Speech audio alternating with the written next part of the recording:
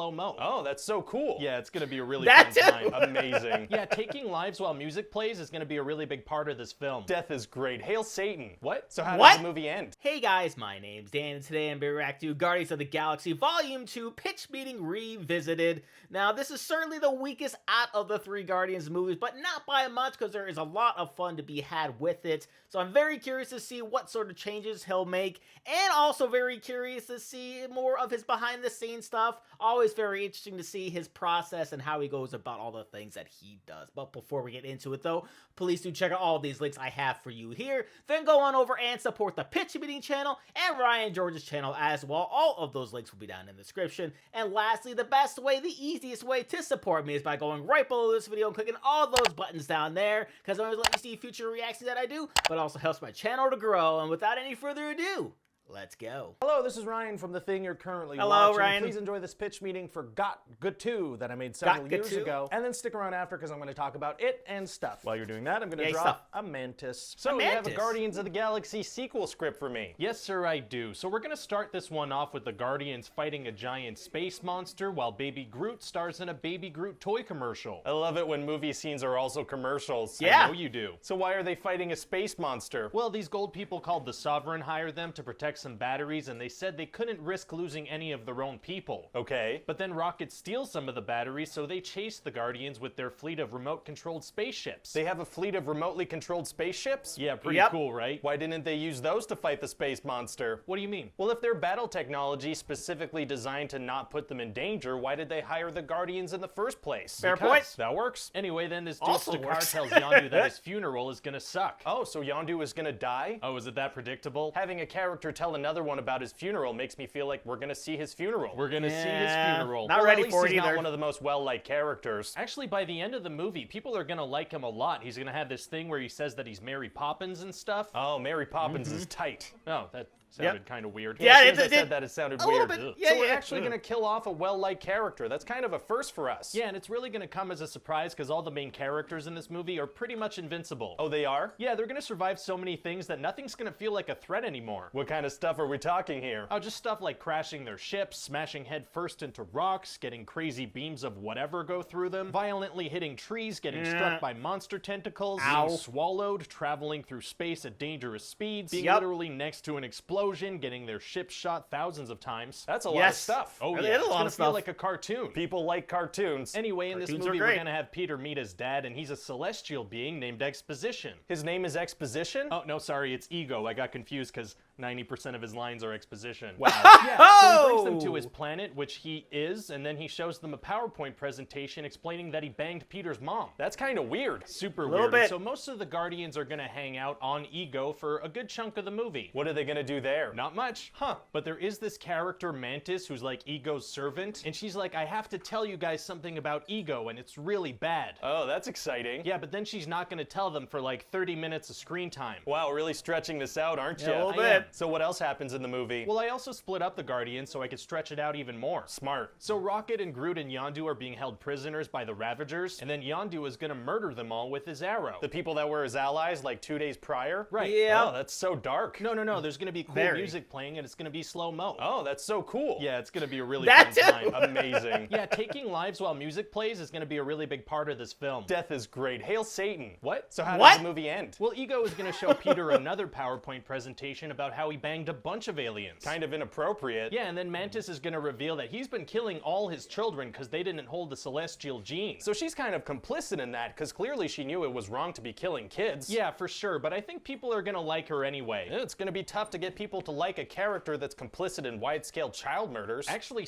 super be easy, easy, barely, barely an an inconvenience. inconvenience. What do you mean? Well, she's gonna act super innocent and adorable. Oh, cute. Yeah, she's even Yep. gonna join the Guardians at the end of the film. That is Yep. so sweet. I don't even care about those dead kids anymore. Nobody will. Wow. So Apparently anyway, not. Ego needs Peter's celestial genes to move his plan of expansion across the universe forward. And Peter is into it, but then Ego admits that he killed Peter's mom. Why does he do that? Well, because I needed Peter to find out somehow, and so having Ego just say it unprompted felt like an easy way to do that. Fair enough. So then Peter is devastated and he wants to kill Ego. Yeah, I get it. I mean, finding out that his dad killed his mom, that's gonna be a dark moment. You'd think Sure. so, but then Ego's gonna turn into David Hasselhoff. Oh, undercutting emotional scenes with silliness is our bread and butter. butter. Yeah, Yeah, it feeling is. emotion sucks. Also, I like that finding out a key fact about his mom's death is what drives the climax. Yeah, I think it might be a first for Marvel, if I'm not mistaken. Yeah, I think it is. I mean, other than Iron Man and Captain America Civil War. Sure. Maybe because it's so recent, people won't notice. Maybe. So anyway, then everyone's gonna join together and defeat Ego. Wow, how do they manage that? They destroy his brain. Okay, but the fight takes place on a planet that is him. Yeah, he shouldn't really be able to lose. Doesn't sound like he should. But it's not like No. anyone's gonna really look into the science of this, you know? It's just for fun. Right, it's a movie with superpowers and talking raccoons. You'd have to be a real killjoy to check if the science works.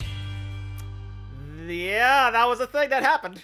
There you go, that's a full mantis kind of. Very suspicious insect. Why are you always praying? What did you sin that much? So Got Caval 2, I thought was as far as sequels go, a pretty good sequel. I think it's pretty common knowledge that after you have a really good first movie, it can be tough to make a Sure. second one that lives up to it. Look at James Cameron. It took 15 years for him to be like, but what if water instead of tree? It also really, I feel like the characters felt pretty invincible in this movie. Like this thing going through his chest, that's pretty intense. Mantis just getting smacked in the face with this kind of takes away a bit of the sense of danger when that stuff just kind of happens a lot. But overall, I think the movie works pretty well, and James Gunn uses his cheat code again, and it works again. Because if you hadn't noticed, James Gunn has a little trick he uses to make you like his characters. He rightfully gets a lot of credit for the music and his stuff, but what he does with that music is, I think, the little cheat code. He makes the characters dance, and not very elegant dancing, just kind of the silly dancing you do when you're really enjoying music, and that's very endearing. He did that in the first movie. Makes sense. It's the first thing we see Star-Lord do. He does it in the climax. Baby Groot dances in the post-credit. Baby Groot dances at the beginning of this movie. The whole Peacemaker intro is amazing, and it's got Lots of look how dancing. silly and fun that is. I like all these people, even though they're awful, a lot of them. Spoiler alert, if you haven't seen Guardians 3 yet, the characters dance, and it's lovely. It's the dancing cheat code. It's the new Save the Cat. It works wonders. I think this is one of the first movies where the tight thing is kind of somewhat inappropriate, and I've definitely leaned into that more. I think this is one of the first instances where I'm like, oh, sometimes it'll sound a little perverted, and that might be fun. Here's the thing I would do differently after rewatching this, a little writing note for myself. I'm seeing as I watch these older pitch meetings that sometimes I would have a tendency to over-explain jokes. This section right here. They have a fleet of remotely controlled spaceships? Yeah, pretty cool, right? Why didn't they use those to fight the space monster? What do you mean? Well, if their battle technology specifically designed to not put them in danger, why did they hire the Guardians in the first place? Because. That works. If I were writing that today, that would just be, they have a fleet of remote-controlled spaceships? Why didn't they just use those to fight the monster? Because. Yeah. That It certainly works I don't think I better. need it to go The more you simplify something, the better it works. spoon feed you guys that original joke. You guys are above spoon level, fork level for sure. You guys can fork yourselves. Oh. Question time. Are you happy with the evolution of the characters in pitch meeting, or did it get away from you at some point? Is there any aspect of the world building / bits that you really liked and would want to bring back? For example, producer guys' therapy sessions, ghosts, demonic possessions. Yeah, I'm generally happy with how the characters turn out. I just kind of do whatever I need to do with them, depending on the pitch meeting. Sometimes one is more insisting or argumentative. Sometimes it's the other character. I don't pigeonhole myself. Why, That makes sense. No one should ever be in a hole with a pigeon. They're it's vicious creatures. In terms of sounds bringing terrible. back bits and stuff, you know, every pitch meeting I make sure that I say something's tight and that something is super easy, barely an inconvenience. Other than that, it's just kind of, you know, I just recently remembered that yeah is a thing. I kind of forgot about that for a while, so I'll probably be bringing that back soon. And the bigger bits also, sometimes if I'm doing a sequel, I'll go back and see if there are any specific bits that I did in the original so that then I can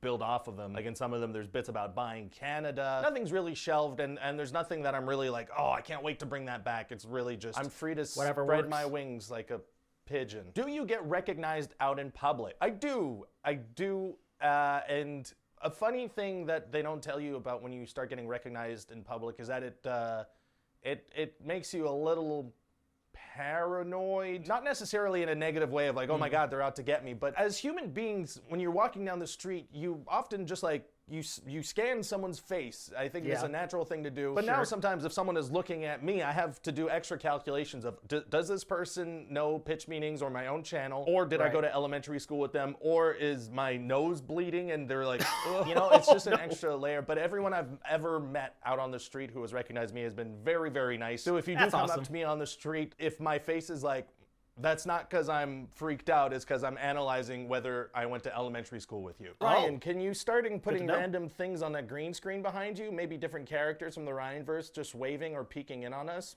Is that... We good with that? Is that... Should I... Yeah, that's not bad. Like redo that? Because I feel like that's... That could work. Enough. Yeah. That's about it for this video. Thank you for watching, and please leave some comments down below. That's helpful when I'm putting together these videos. I'll see you next time, and be careful out there for these little dudes. They're up to something. Yeah, some mantises. They're always praying. Yeah, so that was fun. Well, it's always cool to see like the origins of different things that he says that have become staples in his whole pitch meeting universe. The whole tight thing being inappropriate.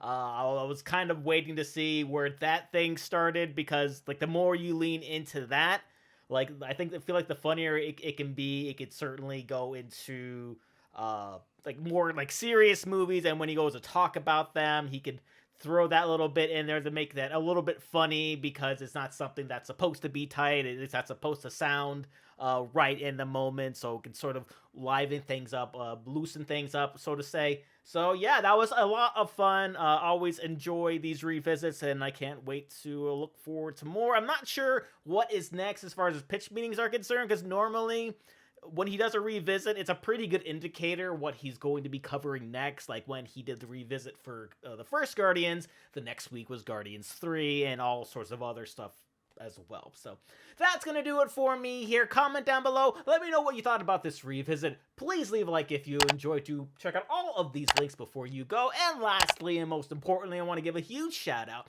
to all of my $5 and up supporters on Patreon: Luchador, Cruising, Wolverine 310, Jordan Bird, Lauren Davenport, Kester Cronage, Amber K, Raymond Bright, Chris Curtis, and Perry, and Larka. And I'll see you guys next time.